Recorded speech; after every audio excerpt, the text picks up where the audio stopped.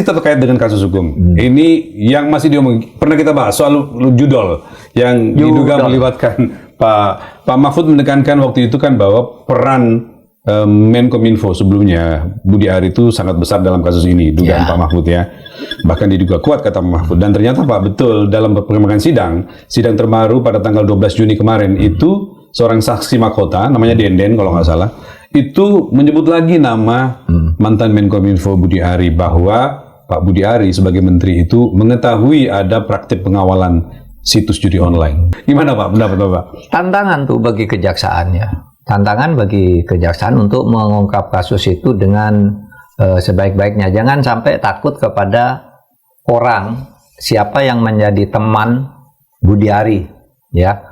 Apakah sesama menteri, apa aparat penegak hukum atau orang yang lebih tinggi lagi, seharusnya itu diungkap. Ini peluang untuk melaksanakan perintah Presiden Prabowo. Kata Presiden Prabowo, tanpa pandang bulu, tanpa pandang keluarga, tanpa pandang agama, tanpa pandang suku, tindak saja kalau korupsi, kan gitu. Itu Pak Prabowo. Nah itu supaya digunakan sebagai dasar dan dijadikan alasan untuk kalau ada orang yang mau nego, mau berbisik, mau apa, enggak boleh presiden udah bilang gitu. Kan gitu kan? Bisa dijadikan alat atau peluang untuk mengungkap kasus ini dengan sejelas-jelasnya. Bahkan kejaksaan sendiri untuk membawa pada dugaan kuat bahwa Budi Ari itu terlibat. Pertama itu terjadi di kantor dia, di masa dia. Ya. Kepada pengacaranya supaya saya ingatkan, dia bilang itu kan Pak Mahfud ada di situ, kenapa diem aja? Itu terjadi dalam kasus itu, terjadinya kan tahun 2004 bulan Maret 2024 Maret. Iya. Itu terjadinya, rekrutmennya dia lakukan menurut kesaksian yang muncul di pengadilan juga. Budi Ari memaksa, ini udah tidak memenuhi syarat, pokoknya harus masuk. Kan patut diduga tidak ada hubungannya dengan saya. Yang sebelum itu kan sudah saya sikat semua tuh di Menkominfo, termasuk menterinya kan sudah. Yang Budi Ari ini terjadi bulan Maret itu. Bahkan nanti kalau jaksa fair gitu ya, dari apa yang terberitakan, baik terbuka maupun diam-diam, tapi itu bisa dipercaya. Itu ada dari segmen tertentu itu, dari rangkaian jalannya peristiwa itu, ada berita di BAP-nya bahwa uang itu diantarkan ke rumah dinas Budi Ari dengan memakai bungkus kopi. Di BAP Pak itu ya? Ada ya keterangan itu ya? Saya ada kronologinya dari tanggal ke tanggal itu. Ada di situ. Itu kalau diungkap oleh kejaksaan, nah itu semakin memperkuat lagi.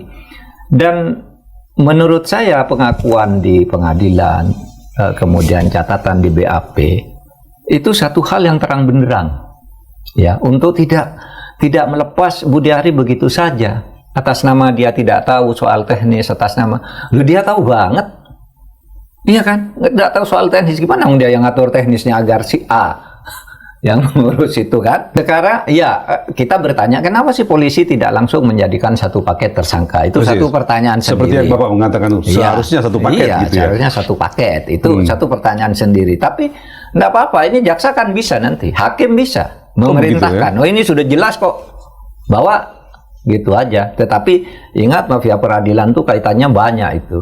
Ada pejabat, kemudian ada pengacara yang nanti bikin narasi-narasi bantahan, ada medsos, ada buzzer, ada hakim yang mungkin pernah terlibat sesuatu. Itu memang tidak mudah. Tapi kalau komitmen Pak Prabowo itu kuat, kayak gini gampang, tidak sulit sama sekali. Apalagi kalau misalnya Pak Prabowo mengatakan ingin membersihkan kabinetnya ya, itu dari anasir yang selama ini dibicarakan orang dan digaduhkan gitu ya.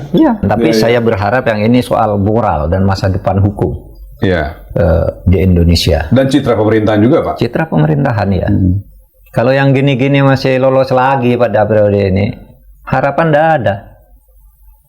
Minimal ya sampai beberapa tahun ke depan gitu. Malah mungkin akan menjadi parah.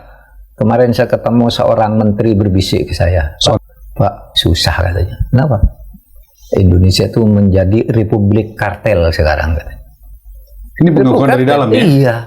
Jadi negara itu kayak diatur oleh kartel itu, gitu. Nah, sama dong dengan saya pendapatnya, saya bilang.